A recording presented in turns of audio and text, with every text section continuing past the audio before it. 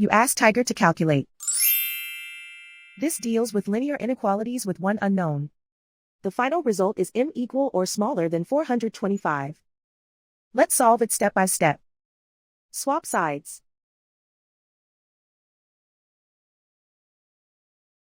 Group all constants on the right side of the inequality. Subtract 25 from both sides.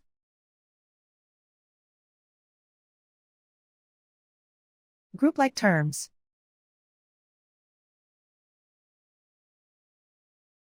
Simplify the arithmetic.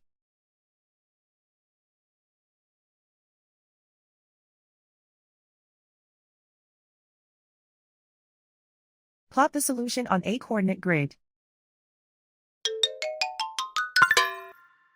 And so the final result is m equal or smaller than 425.